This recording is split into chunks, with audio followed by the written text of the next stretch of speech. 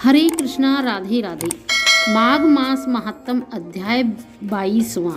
21वें अध्याय में आपने प्रयागराज में स्नान करने और सभी गंगा तालाबों और कुंडों में स्नान करने का महत्व सुना और दुराचारी ब्राह्मण का वर्णन। अब आगे सुनते हैं। लोमश ऋषि ने कहा, एक समय देवद्युति नामक वैष्णव ब्राह्मण था। उसने पिशाच को मुक्ति दिलाई। वेद निधि ने पूछा, हे मुनि, देवद्युति कौन था और बताइए कि उसके किस पिशाच को किस तरह से मुक्ति दिलाई। लोमश जी बोले, हे विप्र, देवद्युति का आश्रम सरस्वती के तट पर था। वहाँ सभी तरह के पवित्र वृक्ष थे।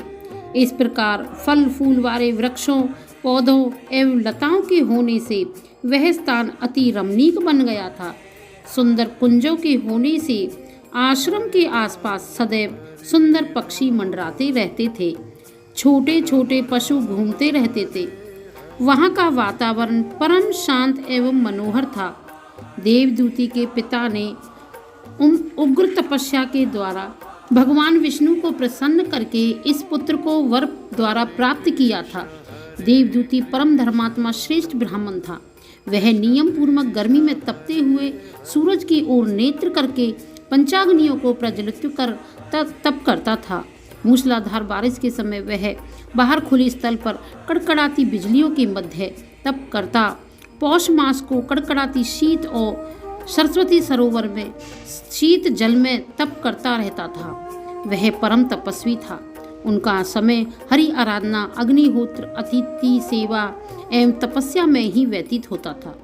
वह वेद ज्ञानी अपने आप टूटकर गिरे फलों को बीनकर ही आहार करता था। इस प्रकार उसका शरीर कमजोर हो गया। इस प्रकार सहस्त्रों वर्ष व्यतीत हो गए। उस तपस्वी के प्रभाव से वह पर्वत तेज से चमकने लगा। उसके तप से तेज को सहने की शक्ति किसी में नहीं थी। उसके प्रसाद से वन के समस्त जीवों ने स्वाभाविक का वे त्याग दिए थे। वह ब्राह्मण तीनों समय नियम पूर्वक नारायण का पूजन करता था। हरि चरणों में ध्यान लगाकर सहस्त्रों सुगंधपूर्ण खिले हुए कमल वेद मंत्रों का पाठ करता हुआ विष्णु के चरणों में अर्पित करता।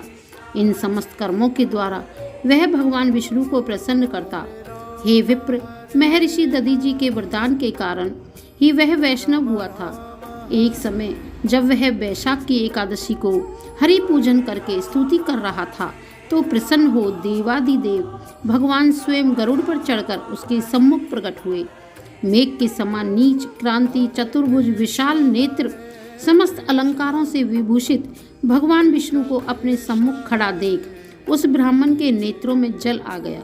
उसका मन हर्ष से विभोर हुआ, शरीर पुलकायमान हो गया और कृतार्थ हो ब्राह्मण प्रभु के चरणों में बारंबार दंडवत प्रणाम करने लगा।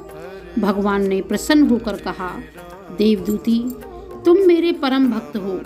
हे निष्पाप, मैं तेरी तपस्या से प्रसन्न हूँ और तुझे वर देने के लिए आया हूँ।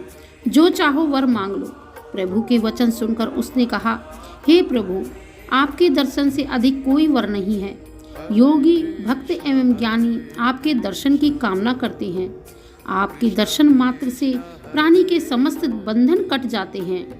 जब मुझे आपके दर्शन प्राप्त हो चुके तो अब और क्या वर मांगूं? यदि हे स्वामी, आप मुझ पर प्रसन्न हैं और वर देना ही चाहते हैं तब अपनी अचल भक्ति दें। एवं वस्तु कहकर भगवान बोले, ऐसा ही होगा। तेरी भक्ति में कोई विघ्न नहीं होगा। तुम्हारी इस पवित्र कथा को जो भी कोई पढ़ेगा उसे मेरी भक्ति प्राप्त होगी। उनके धर्म कार्य तथा इच्छा पूर्ण होंगे। इतना कहे भगवान अंतर ध्यान हुए और देवद्युति उसी समय से नारायण के ध्यान में रम गए। हरे कृष्णा राधे राधे। बोलो विष्णु भगवान की जय। मनुष्य को अपने सत्कर्म करते रहना चाहिए जिससे कि उसके आगे के जन्म को मुक्ति मिले।